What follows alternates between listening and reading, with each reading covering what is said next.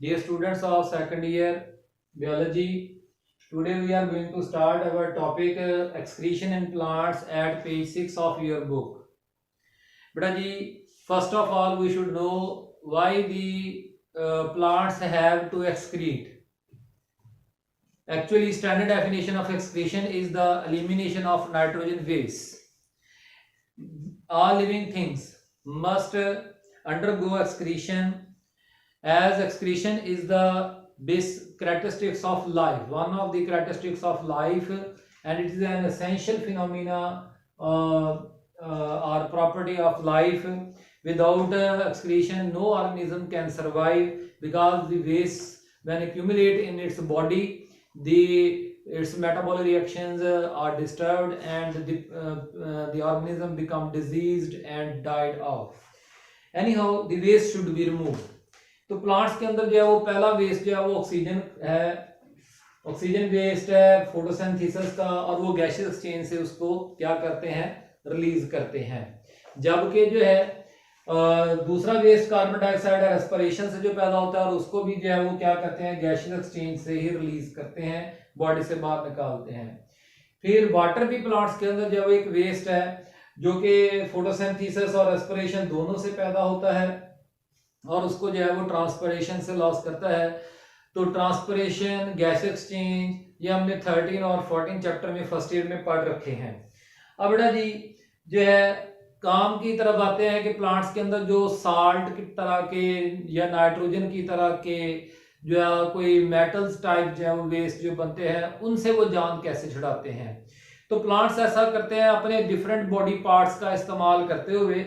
Plants में कोई बकायदा एक्सक्रीटरी सिस्टम तो नहीं होती, प्लांट्स में तो ऑर्गन सिस्टम है ही नहीं। फर्स्ट ईयर चैप्टर 1 में हमने पढ़ रखा है, प्लांट्स में सिर्फ ऑर्गन्स पाए जाते हैं।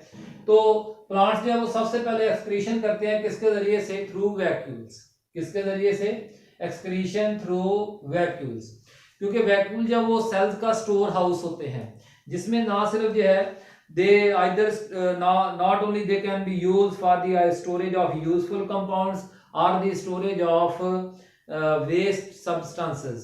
तो जब वैक्यूल के अंदर जो है वो वेस्ट जैसे सब्सटेंसेस को अक्यूमुलेट किया जाएगा, तो वो कंसंट्रेशन में बढ़ते जाएंगे, सैचुरेटेड से सुपर सैचुरेटेड होते जाएंगे, और आखिरकार क्या हो जाएगा, उन वेस्ट की क्रिस्टल्स बनना शुरू हो जाती हैं।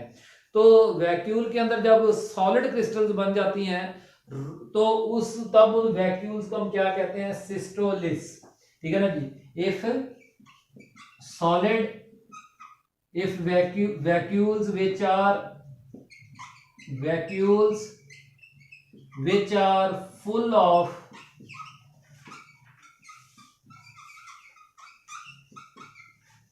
solid crystals of solutes। तो बेटा जी अगर आपको याद हो तो हम लिथो बोलते ही किसके लिए होते हैं, रॉक के लिए, पत्थर वाली चीज के लिए। तो खैर सिस्टोलिस, ऐसे वैक्यूल्स को सिस्टोलिस के नाम से पुकारा जाता है। अब बेटा जी प्लांट्स के अंदर जो सबसे ज्यादा बेहतरीन किस्म का एक्सक्रीटरी ऑर्गन है वो क्या है, वो लीव्स है। प्लांट्स एक्सक्रीशन किसके थ्रू करते हैं, लीव्स के जरिए से करते हैं, और इसलिए लीव्स को जो है वो एक्सक्रीटोफोर्स के नाम से भी पुकारा जाता है। और अब हम डिटेल आगे डिस्कस करते हैं।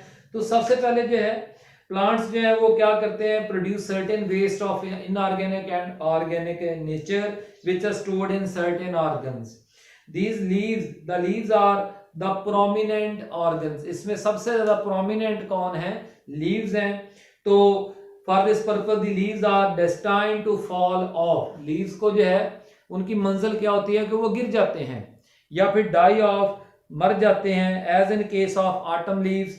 एंड इस तरह autumn leaves and plants are die off as happens in the leaves and stock of certain bulbs. ये बल्ब्स क्या होते हैं, ठीक है ना, प्रोमिनेंट ऑर्गन्स ऑटम लीव्स के जरिए से प्लांट्स नाइट्रोजन वेस्ट को करते हैं। बल्ब्स क्या है, underground stems like onion and bluebells. Onion जो है वो उसका जो गट्ठा होता है ना, ये गट्ठा, उसके सेंटर में एक स्टेम होता है, बाकी उसके इर्द गिर्द जितने उसके वो छिलके होते हैं जिनको हम खाते हैं सैलड के तौर पर या पकाने में इस्तेमाल करते हैं, वो सारे उसके लीव्स होते हैं। This is underground structure, it is called bulb. तो बेटा जी बल्ब जो है उसके अंदर भी वेस्ट को स्टोर कर सकते हैं, और या उसके स्केल्स यानी लीव्स के अंदर भी जो है वो स्टोर कर सकते हैं। तो जो है वो फिर वह ऊपर से पौधा मर जाता है, नीचे वो सारा जमीन में ही रह जाता है। तो example leaving the bulbs underground. तो बेटा जी अब यूज ऑफ ऑटम लीव्स, इन ऑटम लीव्स का इस्तेमाल भी किया जाता है। ये एक शॉर्ट क्वेश्चन है। This is the reason gardener finds rotted, गले सड़े ऑटम लीव्स को इस्तेमाल क्या करते हैं, पाते हैं बेहतरीन a good source of minerals. ठीक है ना जी। The falling of yellowing leaves autumn is the seasonal time, ये जब वो हर ऑटम सीजन में जो है वो अपने पत्ते गिराते हैं, और इस तरह से साल में एक दफा जो है वो समझ लें कि वो पेशाब करने चले जाते हैं पौधे। ठीक है ना जी।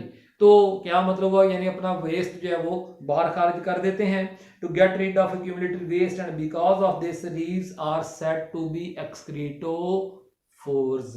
ठीक हो गया ना जी। तो एक्सक्रीटोफोर्स का भी मिल गया बेटा जी। अब जो है ये जो ऑटम लीव्स होते हैं इनका रंग, इन पत्तों इनका कलर येलो क्यों होता है, वाई दे आर येलो। तो ये नहीं है कि ये बड़ा ही प्लांट फिजियोलॉजिस्ट ने की एक एक्सप्लेनेशन है। According to explanation the change in colour in this leave is not due to removal of chlorophyll, के उसमें क्लोरोफिल खत्म हो जाते हैं, क्लोरोफिल भी मौजूद होता है, बल्कि असल में क्या होता है microscopic examination of autumn leaves shows that, ये हमें बताता है कि leaves are loaded with full of pigmented compounds prior to falling off, उनको भर दिया जाता है पिगमेंटेड कंपाउंड से और नाइट्रोजन वेस्ट से। तो जो है वो गिरने से पहले जो है, यानी जैसे ऑटम से पहले जो है वो स्प्रिंग सीजन समर सीजन गुजरा होता है, तो उसमें जो है वो सारा उसको भर दिया जाता है हमारे इलाके में। तो बेटा जी prior to falling off and many toxic materials like heavy metals increase sharply as the yellowing proceeds। तो अब बेटा जी आखिरी एक्सक्रीशन नहीं, second last excretion through stems, पौधे जो है वो अपने स्टेम्स, ट्रंक्स, ब्रांचेस के जरिए से भी एक्सक्रीशन करते हैं। वो इन ब्रांचेस एंड स्टेम्स के अंदर जो है वो क्या कर लेते हैं, वेस्ट मटेरियल्स को स्टोर कर लेते हैं। फिर उनको, क्योंकि देखें हर साल पौधे ने गर्मियों के सीजन में एक नई जालम पैदा करनी होती है, तो वो पुरानी जालम को गिरा नहीं देता, बल्कि पुरानी जालम सेंटर में होती है, उसके ऊपर नई नई जालम की लेयर्स बनती रहती है, इन्हें हम would rings, annual rings, Jalam rings के नाम से पुकारते हैं। तो वो जो ओल्ड जालम है ना उसके अंदर स्टोर करते रहते हैं। Some trees deposit strange chemicals in their branches and trunks, especially in old xylem, जैसे पक्की किकर या पक्की जैसे हम टाली कहते हैं, इसके दरख्त के अंदर मौजूद होती है। इस जो ओल्ड xylem है वो मजीद कंडक्टिंग नहीं करती, वो वाटर एंड मिनरल्स की ट्रांसपोर्टेशन ग्राउंड से ऊपर नहीं करती है। ठीक हो गया ना जी। तो ऐसे ही वो black no longer use this take place in ebony which produces very black wood in the center. These are considered to be waste materials by plant physiologists। ठीक हो गया, by plant physiologists। तो बेटा जी बहुत ज्यादा बोर्ड के paper में आने वाली एक important definition, what is ebony. Ebony is black would which is black wood in the center of trunk and branches and considered to be waste materials stored in older xylem। ये इसकी definition है, दोबारा से पढ़ देता हूं कि ebony क्या है, असल में ब्लैक वुड है in the centre of the trunk and branches and considered to be waste material stored in old xylem। यानी एबोनी वही ओल्ड xylem ही है जिसके अंदर कोई वेस्ट मटेरियल स्टोर्ड हुए हैं जी। तो आखिरी पॉइंट बेटा ये एक्सक्रीशन थ्रू रूट्स, रूट्स के जरिए से जो है वो भी प्लांट जो अपने वेस्ट को अपनी बॉडी से एलिमिनेट करते हैं, तो वो अपनी रूट्स के जरिए से सॉइल के अंदर सक्रीट कर देते हैं, सक्रीट कर देते हैं। जैसे हमें पसीना आता है ना, सक्रीशन होती है स्किन से, इसी तरह से जो है some plants will actively secrete waste compounds into the soil, occasionally using them, बल्कि वो इन केमिकल्स को, चूंकि ये टॉक्सिक वेस्ट हैं, उनको केमिकल वेपन के तौर पे इस्तेमाल करते हैं अपने इर्द गिर्द उस सॉइल के एरिया में दूसरी प्लांट स्पीशीज को ग्रो करने से रोकने के लिए, ताकि सॉइल के वाटर और मिनरल्स उनके हिस्से में ज्यादा आ जाए। तो ये इसकी एग्जांपल जो है वो कॉनिफर्स दी है, वो हमने लाइफ साइकिल ऑफ पाइन में ये पाइन प्लांट हमने पढ़ा हुआ है, पाइनस जो है वो एक कॉनिफर प्लांट है, उसके अलावा जो है वो सिद्रस है जो और जिंगो है एटसेट्रा। बेटा जी कोई भी सवाल हो ज़रूर पूछें, इंशाल्लाह ताला जो है वो अगले में हम एक्सक्रीशन इन एनिमल्स, पहले उसकी जो है वो थोड़ा सा केमिकल बेसिस को पढ़ेंगे, फिर अगला काम चलाएंगे। अल्लाह ताला हम सबका मददगार हो। शुक्रिया।